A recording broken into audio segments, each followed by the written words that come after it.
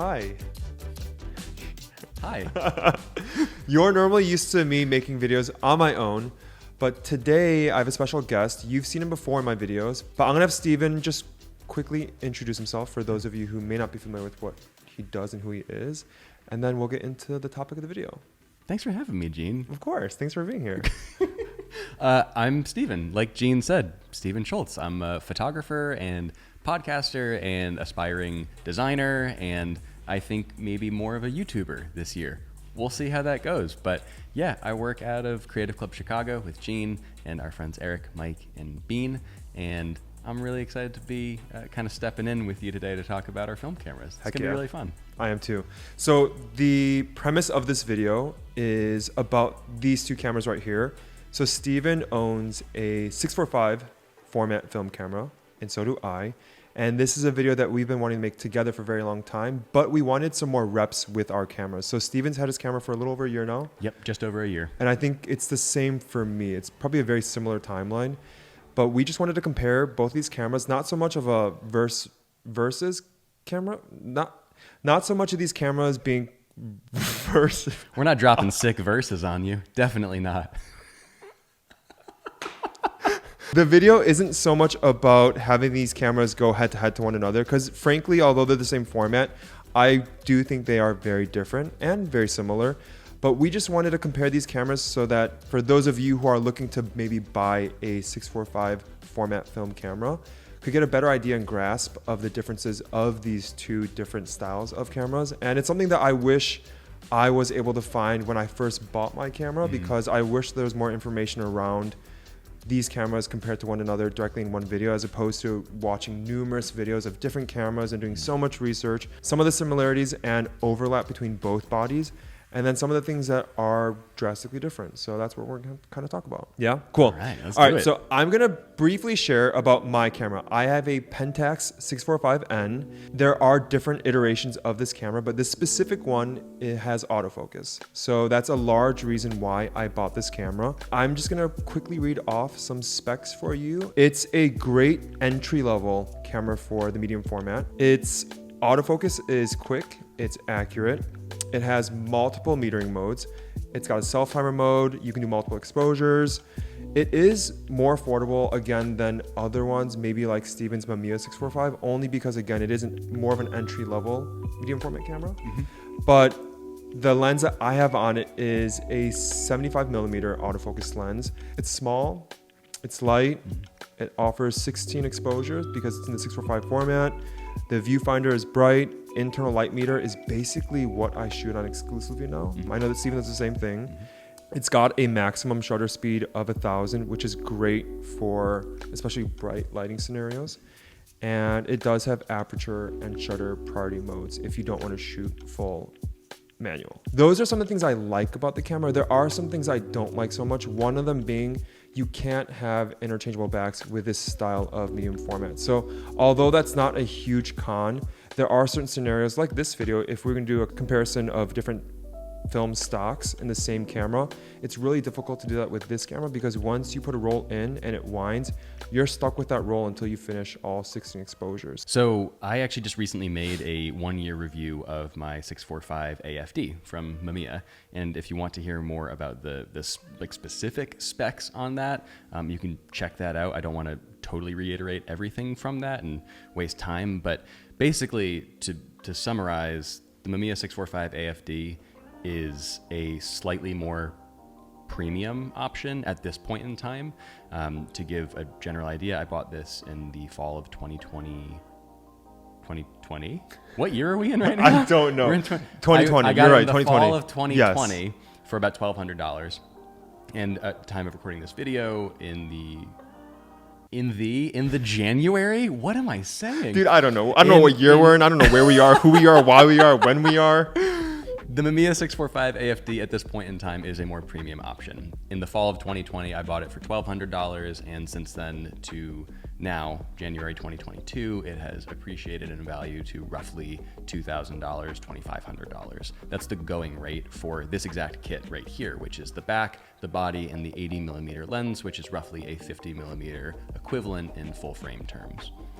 The camera itself, honestly, has and shares a lot of similarities with Gene's Pentax 645. And like, honestly, back to back on paper, they're almost identical.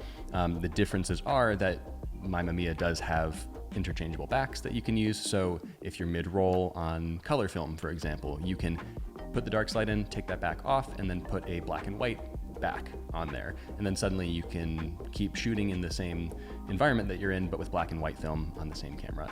That does offer more variety, which is really nice. The shutter speed also goes to 1/4000th of a second, so you have even more options for taking maybe shallow depth of field photos outdoors in bright daylight.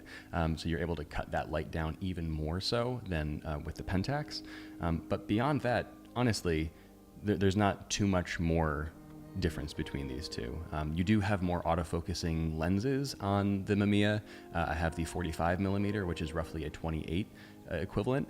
You also have there's a 55 to 110 zoom lens that you can get for this camera that's autofocusing, and then there is a manually focusing native lens for this, which is a 150 macro, I believe, at f4. So you have a little bit more range as far as the autofocusing lenses are concerned. 50 millimeters is my favorite focal length, so that works for me most of the time. But then also having a 28 millimeter equivalent is really nice to have for wider angle stuff and for landscapes and all that. So yeah, at the end of the day, these are very, very similar cameras with just a couple of few key differences that could influence your decision one way or another based off of whatever needs that you have. Yeah, and I think the biggest thing, like you mentioned, is if you were to compare the photos that we've taken out of them, I think if we were in the same scenario and shot the same way, they are pretty indistinguishable. Yep. I think the biggest thing is just user experience as well. Mm-hmm. And frankly, when I bought this camera, I knew very little about film photography, let alone medium format film photography. And so I think for me, at least, it was a good kind of just, I don't want to say luck, but it was just kind of nice happenstance that I found this camera and happened to buy this one just because it was within my budget. Yep. But after using my camera for a little over a year now as well, I've really come to love not only this format, but again, some of the specs that our cameras offer. Yep. And even though I have a plethora of cameras at this point, this may still be my favorite camera as far as ergonomically and economically. Mm-hmm. Just being able to squeeze out so many exposures, but still have it be medium format is a nice benefit of, again, these two specific cameras. Yep. Steven's camera, the Mamiya 645, is definitely like a bigger brother to the Pentax. Mm-hmm. But one of the things, again, I look for is just portability and how light and compact it is for when I travel, to be able to bring it on my travels. The autofocus is one of the stronger suits of these cameras. Mm-hmm. It's another reason why we both picked these specific models up.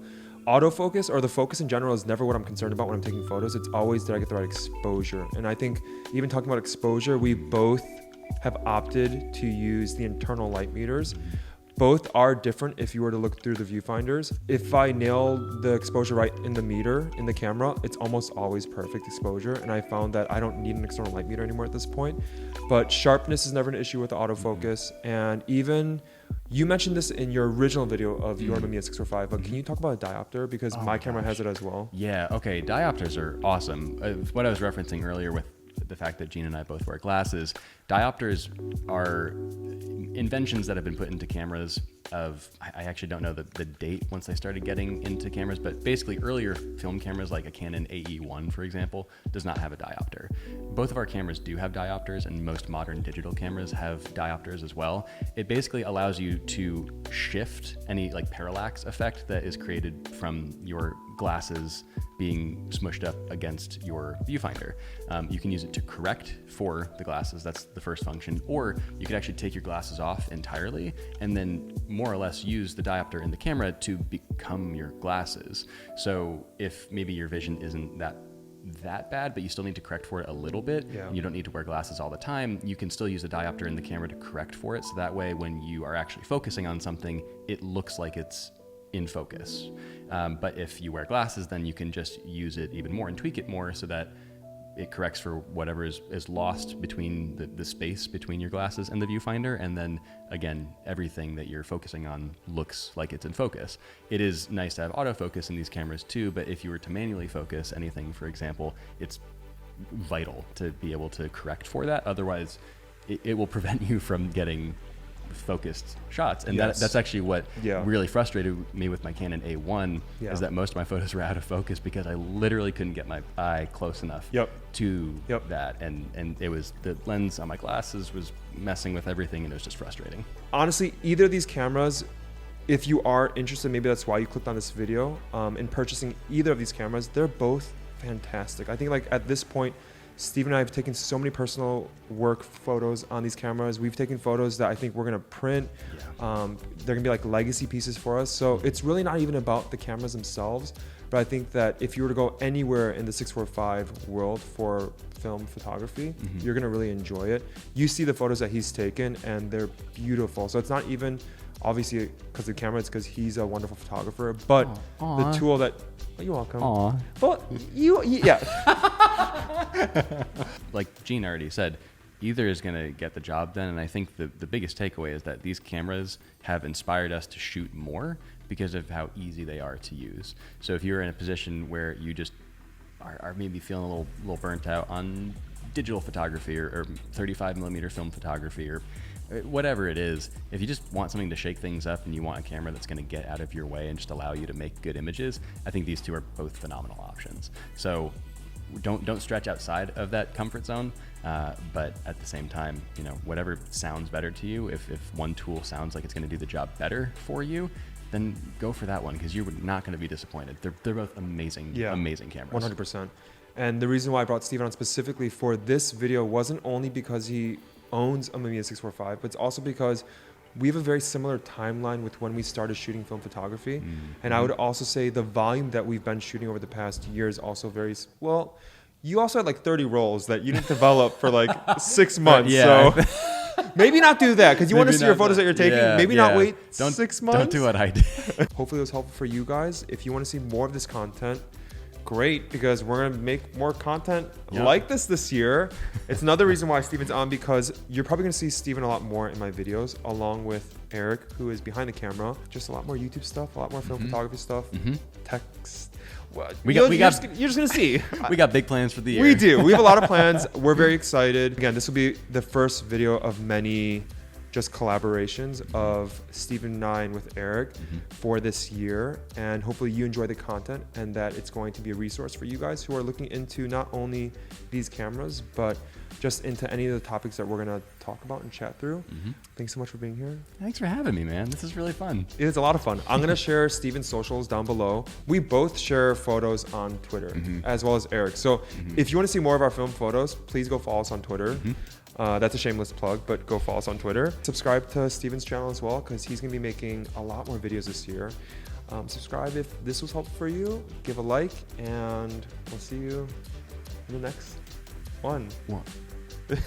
Peace. Butterfly. Oh, that was good, right? That was good.